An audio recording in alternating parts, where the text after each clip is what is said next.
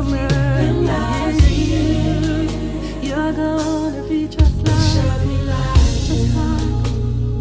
his holy. He's so mighty. Yes, he is.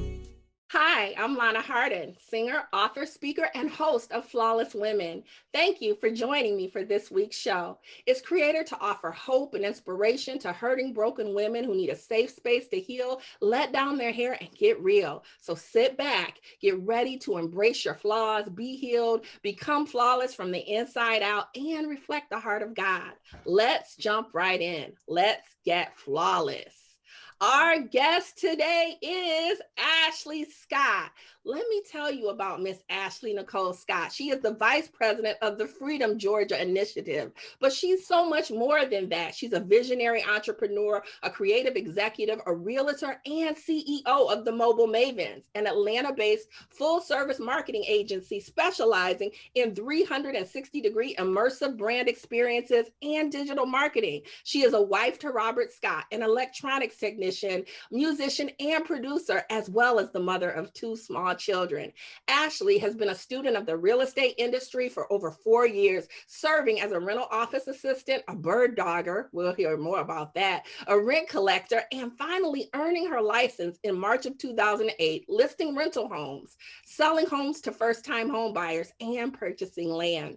She currently serves as the vice president of the Freedom Georgia Initiative, formed in 2020 to create a thriving, safe haven for Black families in response to dealing with racial trauma, a global pandemic, and social and economic instabilities. Let me tell you more about the Freedom Georgia Initiative. It's a Black-owned, woman-owned, family-owned, veteran-managed, limited liability company organized in Georgia for the social and economic benefit of partners. The Freedom Georgia Initiative seeks to support Black-owned, women-owned, veteran-owned businesses by providing contracts to well-qualified minority vendors to do business with the company in an effort to support economic development and generational wealth for Black Americans. Let me tell you, the Freedom Georgia Initiative pledges to create a thriving, safe haven for Black families and their allies that addresses disparities within the Black community and gives back in meaningful ways. The hope is to be an innovative model for self-sufficiency, environmental sustainability, and cooperative economics among BIPOC communities across the African diaspora globally. BIPOC, and we'll talk more about those people of color and those communities. But lastly, let me really tell you about Miss Ashley Nicole Scott, what I love about her. She is a flawless woman. She's an active member within her church ministry, the Lifehouse Church Bennett College National Alumni Association, and she supports women entrepreneurs with her coaching and advice column, Dear Ashley, exclusively at the Minority Christian Women Entrepreneurs Network. She passionately provides marketing consultations and coaching to realtors. And finally, Ashley is a phenomenal Bennett Belle, a proud member of Alpha Kappa Alpha Sorority Incorporated, and she is a devoted believer in Christ. Come on, flawless women, put it together for Miss Ashley Scott. Welcome, Ashley! Oh no, we're gonna do better than that. Come on, Ashley. I am so excited to have you here today, Ashley. Thank you for even taking the time to come talk to us today. Absolutely. Yes, I'm really excited about this conversation. And there is so much that we can actually talk about today. So I'm going to try to hone it in for everyone else who doesn't know you, But even if you don't know Ashley, you've probably seen her on CNN. You've probably seen her in some, what was it? What was all the publications you've been in? I've been in, I wrote an op-ed piece first for Blavity. And then from that moment, I've been on CNN, Fox News, MSNBC, Yahoo News, Forbes Magazine, BET. We've pretty much been in almost every outlet. Yeah. Last year was really a year for pivoting, for building up your brand and finding out how you were going to adjust. And so I had an opportunity to meet you last year, and it was right before everything was happening. That's and right. I am so grateful that our paths crossed for multiple reasons, right? So let's just talk about the first headline that I saw. the first headline after we met, which I was like, okay. 19 families, 19 Black families purchased, what was it, 92 or 91? 96.71 acres. 0.7 acres. And I was like, oh my gosh, this is amazing, because you don't always hear about African Americans being able to come together to collaborate and to have a vision. And so I think for this flawless woman, every week we're featuring a different flawless woman. And I would say that you're a flawless woman that is a visionary, and you really practice what you preach when it comes to legacy and imparting legacy to other people. So I was floored by that, right? And then to see all of that happening with CNN and to see all of that, right? But then, I was able to attend your class, because not only did you guys purchase this land, and we'll talk more about why you purchased it and what the goals were, but then you started opening up what you learned to other people and helping other people. And I remember when you actually did the class, and you schooled everybody on exactly the process of what it meant to build generational wealth. And what it meant to actually collaborate with like-minded people to go after not the giants. That's the best way I'll say it, the giants. Everybody's always talking about cars and houses and these type of things, but you're talking about building cities. You're talking about building counties and literally increasing and expanding and truly becoming a nation within a nation, right? Right. So I was floored by it. And then when I actually attended the actual class, then that was before you guys went and got the next 400 and something. So I was like, and then, you were like, okay, this is what we got going. I was like, I can't wait till this just comes through, right? I was like, this is going to be awesome, right? And then literally it came through. And I don't know, I think it was like maybe 4 months later. I don't know, but you guys were already in negotiation. So I was really grateful, because I had heard many people talking in the church community about God raising up, different Martin Luther Kings in this season, and different Harriet Tubmans and different Sojourner Truths in this season, and this is a different generation. So we may not have needed the Underground Railroad in that capacity, but we may needed somebody to open up the Georgia Initiative and the Freedom Georgia. And so especially in this current climate, let's just go ahead and talk about the Freedom Georgia Initiative, what it is, and then I want to segue back into who Ashley is. Well, you are absolutely right. The Freedom Georgia Initiative is 19 Black families who made the commitment to say yes to building generational wealth. And we did it through something that's a timeless wealth vehicle, land.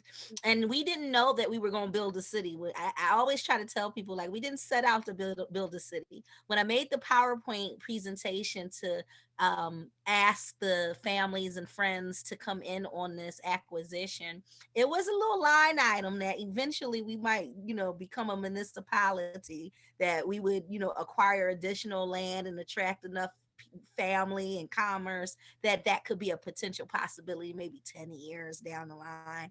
But our goal was food sovereignty and wanting to have a place where we had our retirement homes, our vacation homes. We have some elders in our group who are getting ready to retire. And the land that we purchased was zoned as recreational agricultural land. And we found it because we went down to Toomsboro, Georgia, to be nosy and check out the town that was for sale for the $1.7 million.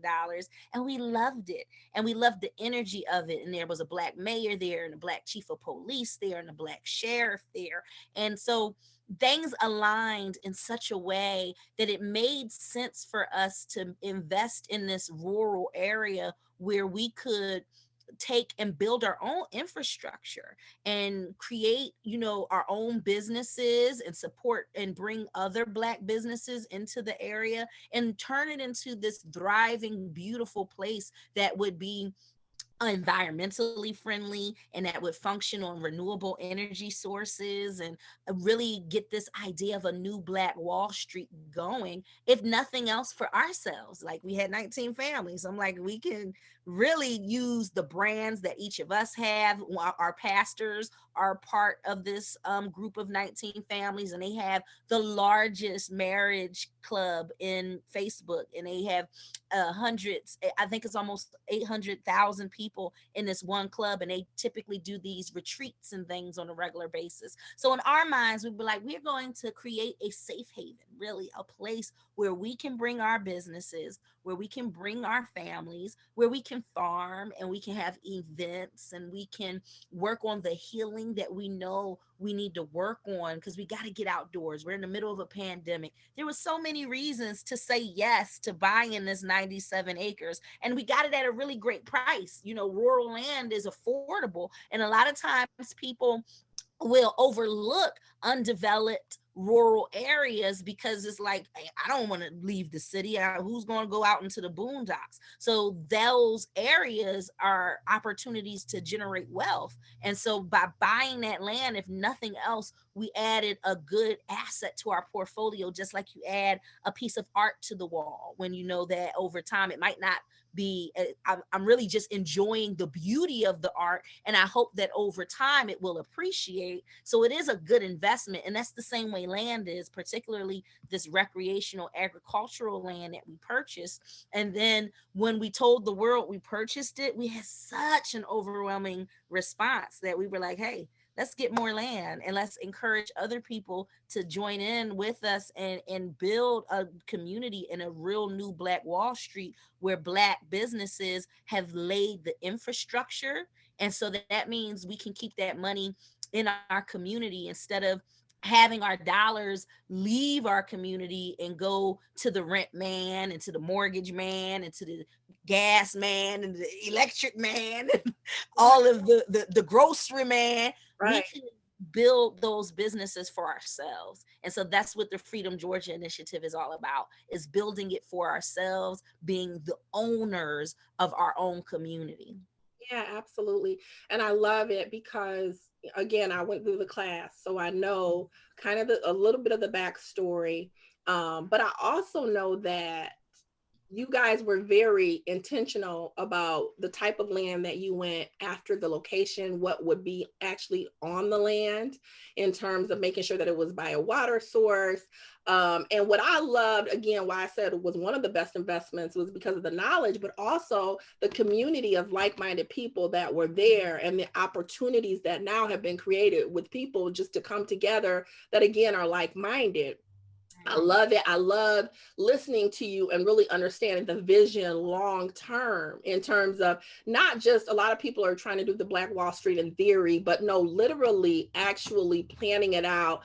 And I think when you did the actual class or whatever, there was another family from Mississippi who also has done this. So, you know, it's that whole thing about how can you hear unless you be sent, and how can they preach? You know, you have to hear somebody who's already doing it, who's already conquering that land. And it was just little things that you taught us about, okay, you know, this is what you need to do to get where you need to get, right? And even a lot of people who feel like they have roadblocks to that, credit challenges, or, you know, may not come from, you know, traditional backgrounds, you still were opening up insights on ways that you can even still position your family for that legacy without even having to. And I love it. And I love it. And I love it. And so I know there's some things that are still being mapped out, but I know one of the things that a lot of people were asking about is, can we invest now? Can we get land now? Which is where that extra land came in and some of that. So why don't you kind of talk about like where you guys are now, what are the current needs now, and the type of partnerships that you're even looking to form moving forward?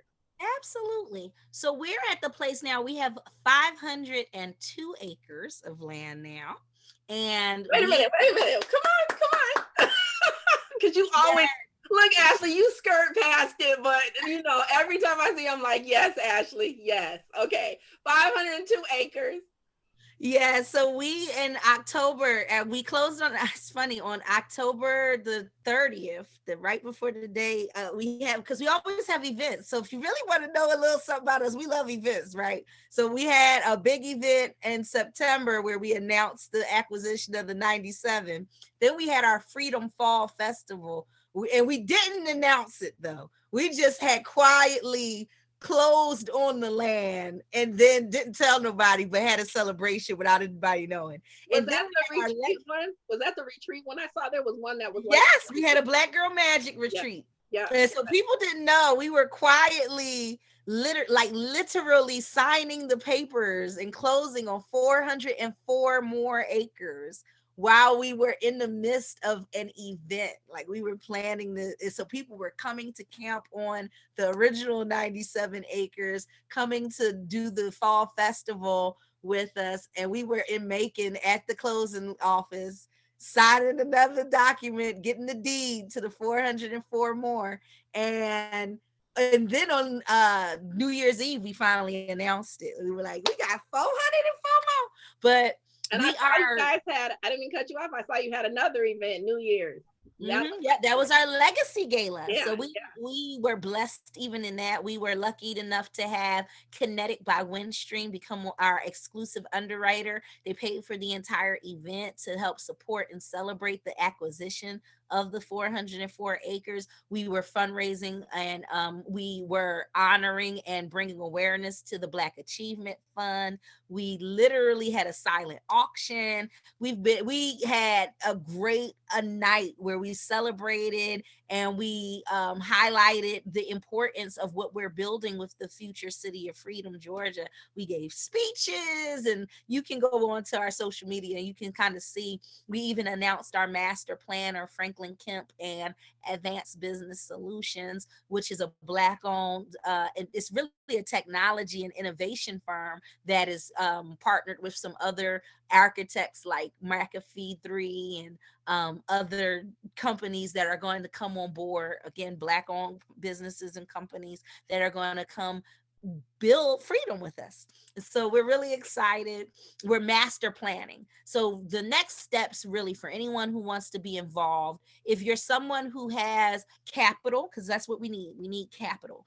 To build a city, we're looking at over $100 million easily. We have over just the next phase, $1 million worth of discovery, just understanding, okay, how do we put this technology, the renewable energy sources, the water features, the different things that we know we want to do to make our community a net positive community, because we have certain guidelines that we're doing because we want to be an award-winning community. We want to be a model for an entire diaspora. We want Black communities like what we're building to spring up across the world, where it's self-sufficient, it's green, it has good green renewable energy jobs. We focus on education. Like we're either, creating brand new models and paradigms, or straight up breaking stuff. Like we're being disruptive in every possible way because we can do better as a community, as Black folks, and in the world at large. We can be doing better for the future generations to come. So we're looking for partners who want to do better, who want to put people over profits, and still we want to make some money, because this is by no means, we tell people all the time, like, we're partnered with a nonprofit organization, but this is a for-profit venture because we're tackling the generational wealth gap. You can't tackle the generational wealth gap unless you're planning on making some money and keeping that money and those revenues in your family and in our community for as long as we possibly can, right? So we want joint venture partners, people who are business owners. If you're someone who says, you know what, I'm ready to move to freedom, I want to bring my business to freedom, I'm sold out, I'm down. If that's you, we want you to help become what's known as a joint venture partner, because we're going to be we're going to be leasing spaces. We'll be selling land, of course, for residential development, so that people can purchase a plot of land and live in freedom and pass that land down and that home down to their children from generation to generation. We absolutely want to see that. And then we want to have commercial spaces that we, as a Black community who have joint venture partnered together, Black folks need to own some of these gas stations and these corner stores and all of the things that are in our community now that take the money out. So we would want joint venture partners, people who have capital, people who have business experience and a business acumen to come on board and help us build freedom. So that's the first thing. And then we have people who are like, look, I'm not a business person. I have a skill set. I don't have a whole lot of money, but I'm definitely down. I got sweat equity. I have children that I want to bring and raise in freedom. We want you to become a part of the Black Achievement Fund.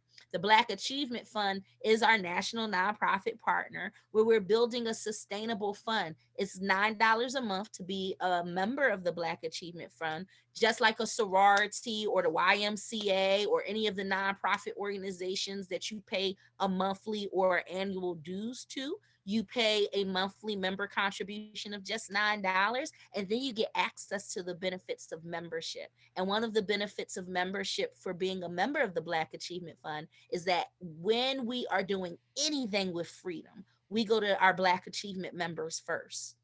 We ask them for their thoughts as far as what we're developing. We have town hall meetings. We're talking about the infrastructure and how we actually organize ourselves and build the kind of community we deserve. And so the community relations aspect and all of the different things that is going to take over time to see this vision come to fruition. We're using the Black Achievement Fund as a hub for that, to organize ourselves and bring people who know that they want to relocate to Georgia and to freedom into a community of like-minded people first, where we can talk about, education. We have our Origins of Civilization standing on the shoulders of giants curriculum, so people can learn their true Black history, because that's important. Knowing who we are is going to be the most important thing that we can do, so that we can build an empire again, a real kingdom again, because we're kingdom people, right?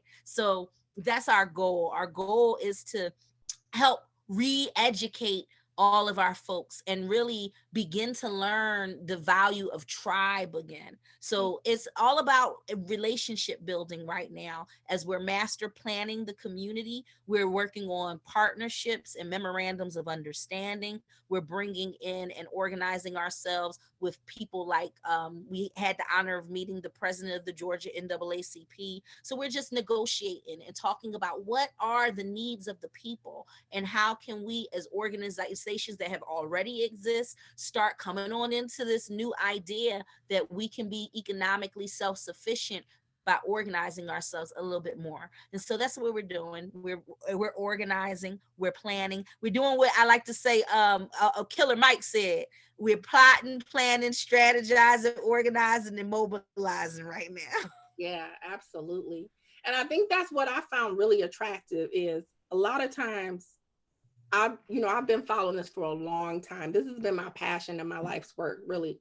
But a lot of people have really approached this whole thing about Black trauma and building Black communities from a victim-based perspective. And what I love in asking, the government or people who may not really be bent to even understand the issues that the average African-American person faces. But I love the fact that you emphasize self-sufficiency, because I think that it's really important. And this is all about flawless women, and flawless women being, affecting other women and affecting their households and affecting the world, right? Is that the thing about it is, if you're really trying to build for the next generation, you don't want the next generation to have to keep rebuilding and have to keep asking. And that's one of my favorite sayings is like, you can teach a man how to fish, or you can give him a fish. Which one are you going to choose? And so I think for me, that's what really attracted me to this whole thing. One of my previous clients actually was, his family line was from Liberia. So I didn't really understand the history of that, but like, a lot of history in Liberia. Oh my goodness. And he was educating me. And I think that, it's really time for us to look at things like you said and say, what can we do to make it better? We can't keep looking backwards. We can't because all the time we're doing that, there's ground that's being lost and there's time that's being lost, And so last week we talked about on Flawless Women Build, And that's the thing. This is like, I love that you said kingdom, because when I was thinking about it, I was like, I really want to say kingdom, but I don't think everybody can get that concept, right? And it's funny, I'm going through a class with one of my his name is Bishop Hudie Smith. And he's like a father in the gospel to me, right? And he built this program called the Family Builder Program. Mm-hmm. And I think it's really important because in the program, they're talking about how when you look at a family like the Bushes, or you look at all of these other families, they plan for their family up for 100 years. So everything you're seeing is a result of that. And even in the book that I recently launched, that's what, the Lord was dealing with me about 3 generations, and how when he blesses people, he blesses in 3 generations. And so I love this because, even when you talk about catching up with other cultures, and I always say this when I'm talking to kids, it's like the Chinese, who's about to be the next superpower. Right. They plan for the next 100 years. They're not. So if you planning for 5 and 10 and 15 and 20, I mean, that's still not catching up.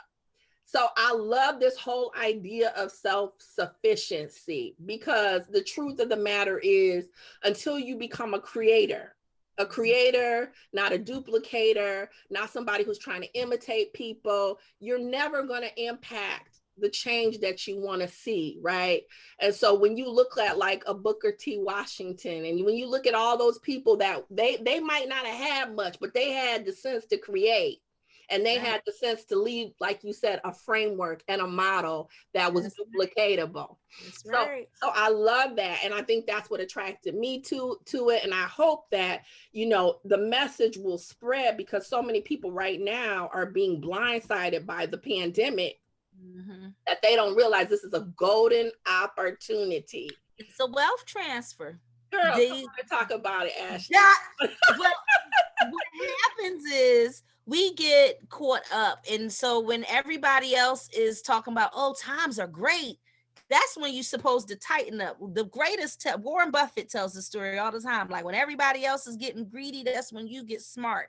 And then when everybody else is getting scared, that's when you get greedy, because there's a wealth transfer happening right now. And so you can take, the stimulus check that's coming down, and you can continue to pay bills. And I'm not saying you shouldn't pay your bills, but there's some of us who are doing very well, even in the midst of this pandemic. So now is the time to take the money that's coming in, whatever extra that you might have, and you invest in those things that have crashed, because they're going to come back again.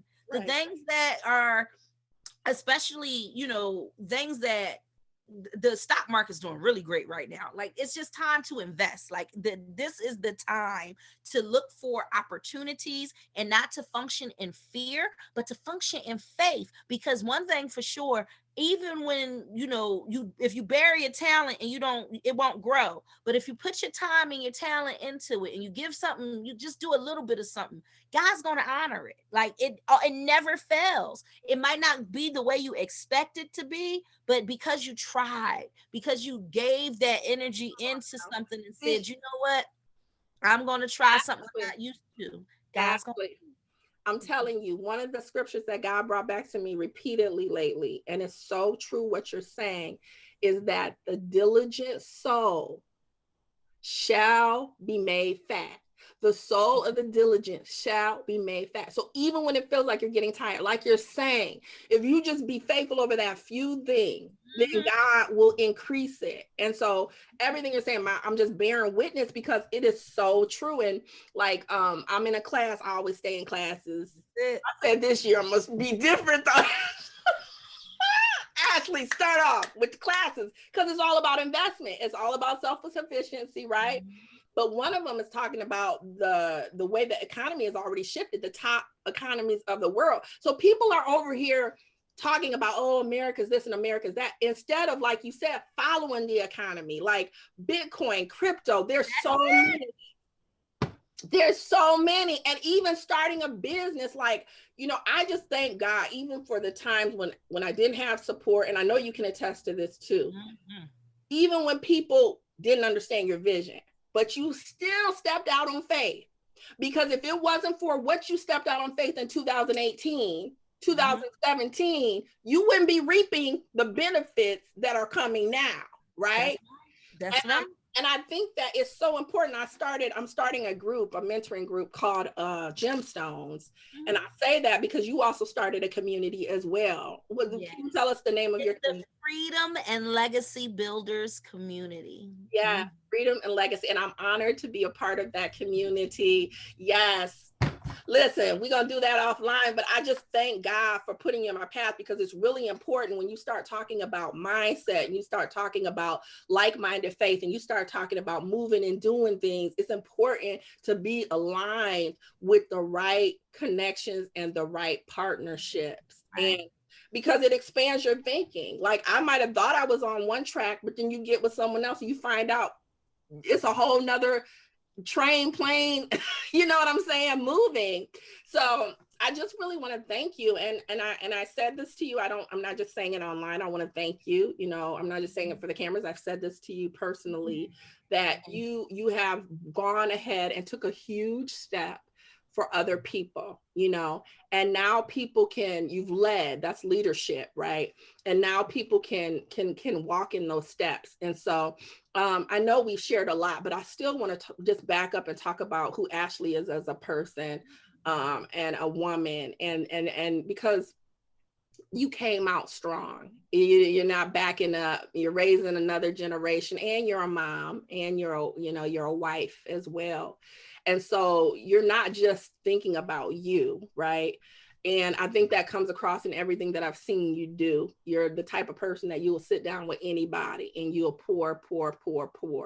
And I think that's so important when you talk about being flawless, and getting back returns. So let's kind of talk about, because you're a believer as well. Yeah, I am. So were you raised in the church? Is that how you started, or how did you find your faith? Well, the funny thing is my mother is a woman of quiet faith. You know, she's the kind of person that I grew up with a Bible in the house, but she wasn't the type of person that was like, go read the Bible. We go to church every Sunday. My mama was the kind of woman that I knew was a praying woman. When things got rough, she called on the name of Jesus. That's the kind of woman that I grew up with. And it wasn't until I was 12 that I came into the knowledge of Christ, and my uncle Mike took me to Christian Stronghold Baptist Church in Philadelphia, West Philadelphia. That's where I'm from, born and raised. The playground is there. I spent most of my days. Love it.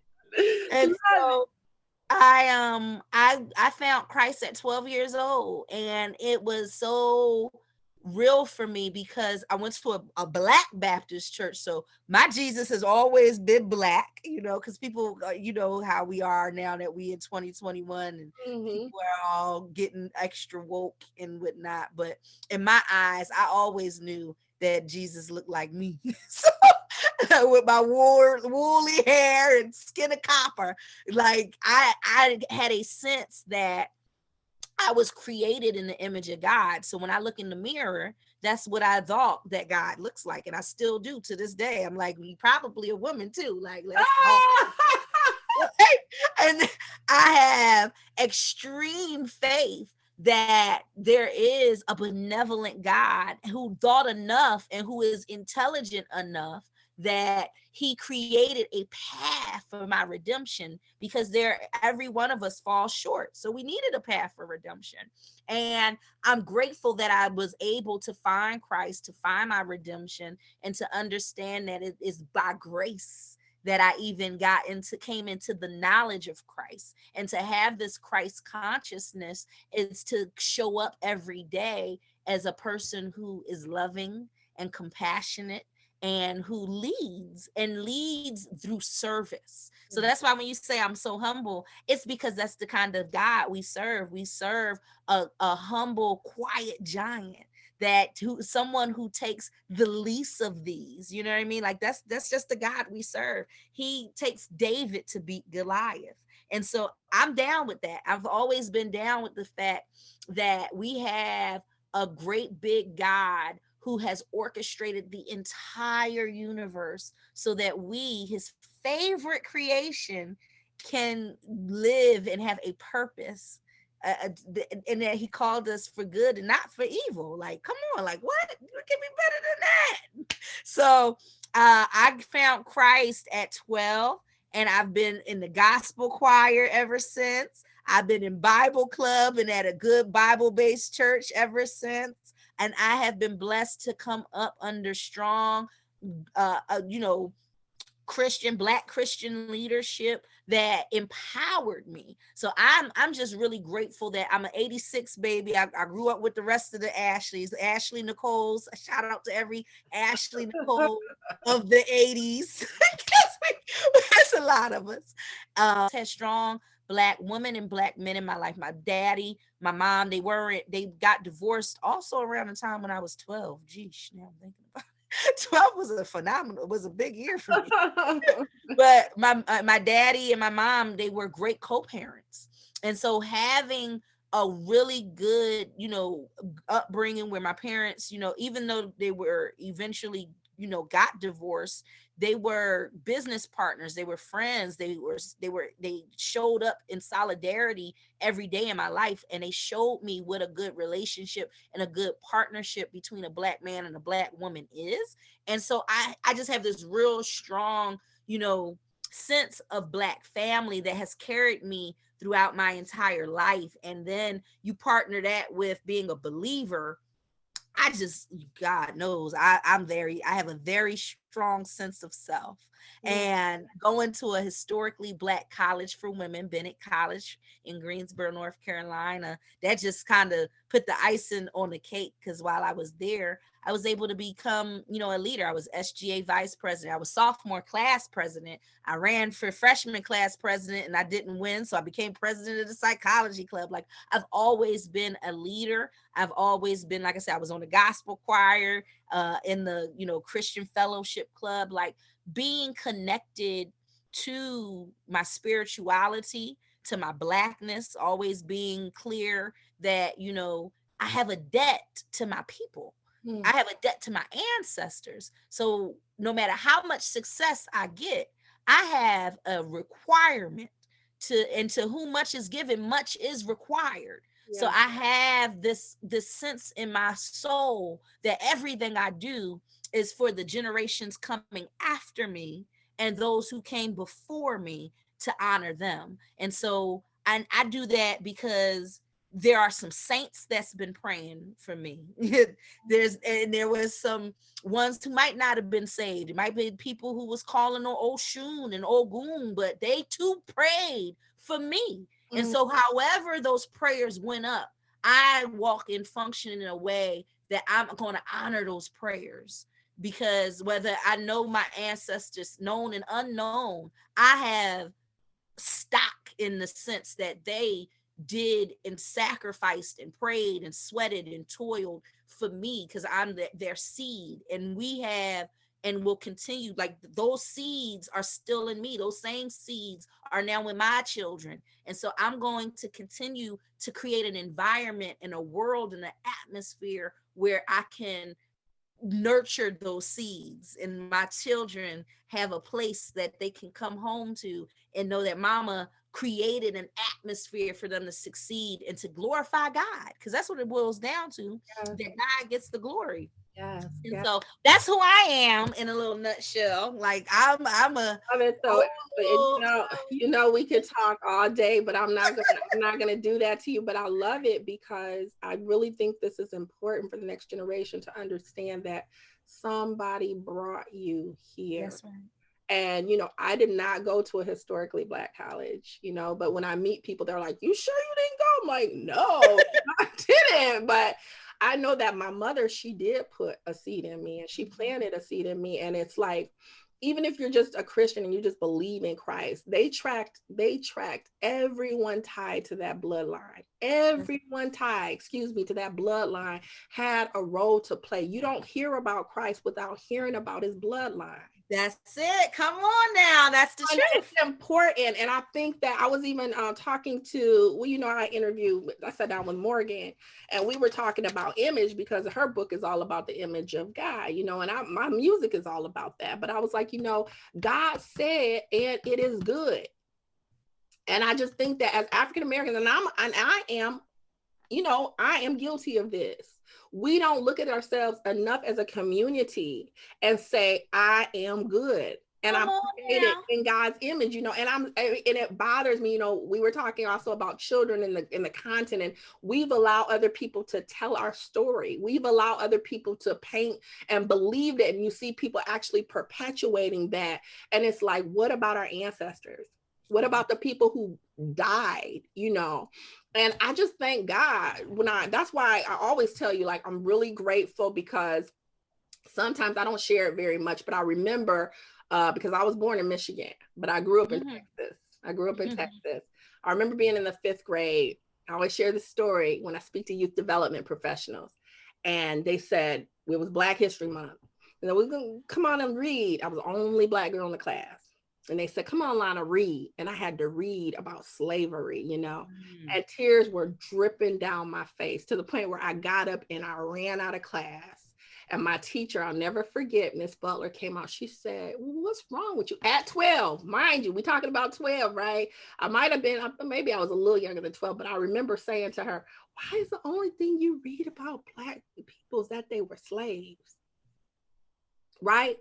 And I had the consciousness as a child to understand that something about the story was not accurate. It did not resonate with who I was as a person or as a woman. And so I love the fact that you're talking about ancestors, because that really is who you are. That's what makes you. That's what God gifted you with, to be able to contribute to the world. And so I just think that this mindset about self-sufficiency, about honor. I was on something last week. We just talked about the simple act of honor. Yeah, will go a long way, And so I love this conversation. I always do. And I just pray that, you continue to move forward. I know you will. I see it happening every day, and that you'll have what you need.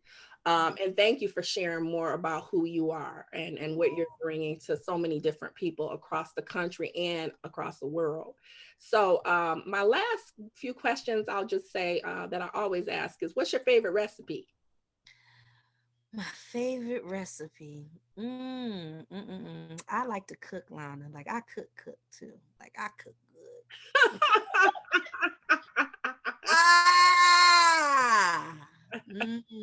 You have a favorite? Because I know you're health conscious too.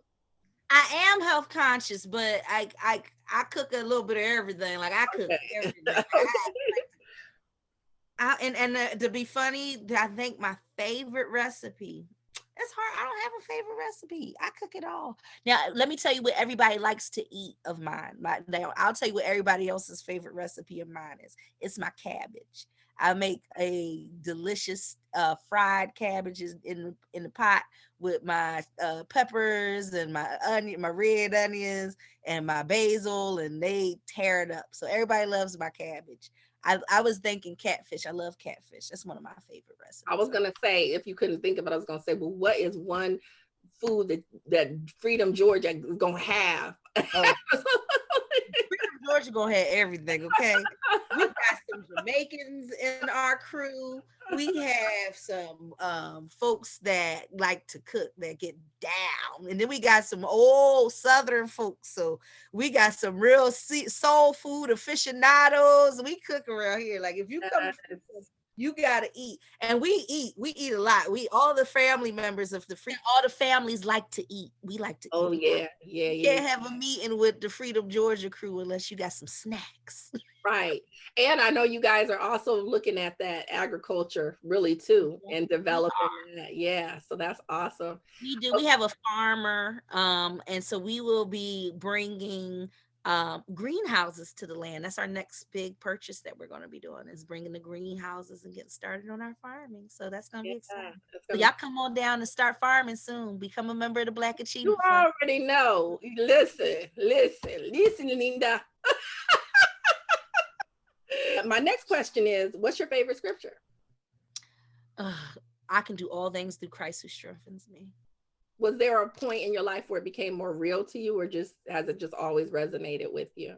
It's always resonated with me, but to be perfectly honest, I think that's always been my scripture. That and then there's a scripture in Jeremiah 29, that just the whole Jeremiah 29, 30 and 31 about favor and prosperity. Those, because it's time to proclaim liberty to the captives. This is that season. So for me, I do feel like this is a new season. Like we talk about that all the time. We sing songs about it's a new season. Yes. But this, for some reason, this energy, it definitely feels like a new season. And so well, yeah, and I was going to tell you, I've been really, my antlers and antennas have been up. I don't really listen to a lot of different people, but everyone that I do listen to is very, very powerful. So I was listening to one of the bishops, and he had spent some time with God, and he was talking about what was getting ready to happen this year. And he was literally saying that God told him that whatever you're doing this year is going to impact the next generation for up to 100 years. And so it's like, it's just confirmation, because I know last year, for the last 2 to 3 years, I really spent a lot of time in prayer, just a lot of time in prayer about just recompense and just, things that, our ancestors have been praying, and coming into agreement with the prayers of our ancestors. That's because it. they got some prayers out there that have been in the atmosphere held up, so I was like already on that vein. And so when things started to happen with the pandemic and stuff, I was like, the Lord is answering prayers, because there has been years of prayers that people have prayed, that the next generation, that blood, people don't know the power of blood. When we said, listen, I said, people talk about Christ's blood, which is powerful. His is the most pure. But even when you looked at Cain and Abel, he said that his blood was crying out from the ground. Come on now. Listen, if you ain't using that prayer ingredient, come on now. Listen. Hey, come on now. I know it was nothing but God, because listen, that is what the prayer is. It's like there is people's blood crying out from the ground, and we need to make sure that every drop of it is worth something. Is worth something. It's worth something. Not one drop is going to fall to the ground. Come on now. And so when I talk to people like you who are on that vein, it blesses me, because some people are just kind of living like, but it's like, no, this is the time to be on purpose and purpose, So thank you for sharing that. I have 2 more questions, and then we're going to wrap this up. Okay. Yes. So my question is, first of all, what are 3 takeaways that you will say to any young woman listening right now who's trying to get to that next stage? And I don't care if you bring them in, because 3 things that I would say to any young woman is, trust yourself. Because we trust everybody else. Sometimes we trust mama, we trust the boyfriends, we trust the best friends, and we trust anybody, the news media, the homies. You got to trust yourself, and you have to trust God and the God in you. So really trust God first. Trust that you're made in his image, and then trust yourself, because he gave you everything you need. Like, we are well equipped because of the fact that God innately made us perfect. And even with our flaws, like we said earlier, he created a pathway for redemption.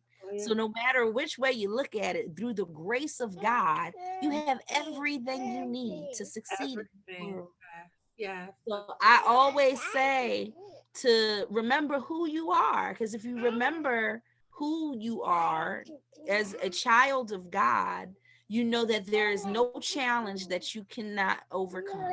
So trust God and the God in you, know who you are, and lastly, walk in faith and have action. Like, because if you know who you are, you got to put some action. You got to put your hands to the plow. You have to keep moving. You have to put something on it. You can't just talk about it. You got to be about it. So having that faith and that confidence means you got to do something, got to take action. You have to be action oriented. You cannot wait for anyone to do anything for you. You have to do it for yourself. And so those three things, to trust God and trust yourself.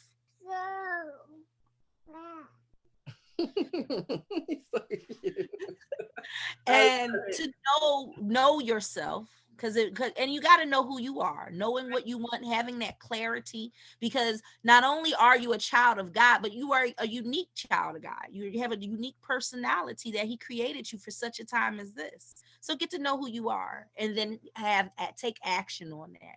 Take action and walk in faith. When you know who God is and you know who you are, you can walk in faith, and you can put that action, those hands to the plow, and know that all things are going to work together for your good. Amen. As you say, all is well. All is Life good. is good.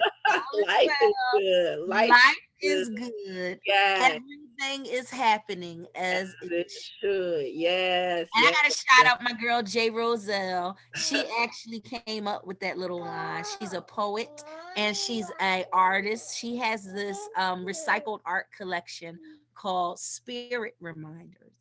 And so just spirit reminders, just a reminder to your spirit that you got this. All is well. Life is good. Everything is happening as it should. Even when it don't, that's the glory of God is count it all joy, because even the sufferings of this present time can't compare to the glory of what's to come. I told you be preaching, Ashley. I'm just saying, and when you know that all things work together for your good because you love God and you're called according to his purpose. Come on now. Come on. Wait, listen, even 400 years of persecution. Come on now. 400 years of persecution. It changes your whole perspective about who you are and what you can do and endure. That's right. It's just awesome. Okay, so my last question I ask everybody is, what does being a flawless woman mean to you? Being a flawless woman means being feminine and being okay with being who you are, because we are flawless, flaws and all, because none of us are perfect. But again, the mistakes that we may have made in our past, the little idiosyncrasies that might make people find us quirky, all of those things are perfect in God's eyes. And that's what being flawless is. It's about being who you are, just as you are, and growing and knowing that you're going to change and be better every day in every way. And that's what being a flawless woman is all about. Embracing all that you are and knowing that all things are working together for you good. I always go right back to that. Everything's working together. So everything, flaws and all, makes me flawless. Yes, absolutely. And I want to give you a quick shout out. We won't talk about it because this has been such an amazing conversation, but Ashley is part of Alpha Kappa Alpha Sorority Incorporated. And we salute, our new Madam Vice President. Yes. My soror is the Vice President of the United States of America. That sounds good. I had to go ahead and just give you that moment because we didn't get into that, but all of it adds up. All of it's working together and it's all coming together for purpose, right? Yes. So absolutely. I just want to share with you guys, if you want to know more about Ashley or the Black Achievement Fund initiative, go ahead, Ashley, tell them how to follow you. Yeah, so you can follow me anywhere on Twitter, Instagram, or Facebook at Ashley Scott KW. That's Ashley Scott KW. You can visit my personal website, ashleyscotthomes.com. And then you can visit freedomgeorgia.com to find out what's going on with our initiative. And then finally, to really genuinely build meaningful community and put your money where your mouth is when it comes to Black economic independence, you need to visit www.baf.solutions, not .com, but .solutions, and become a member of the Black Achievement Fund today.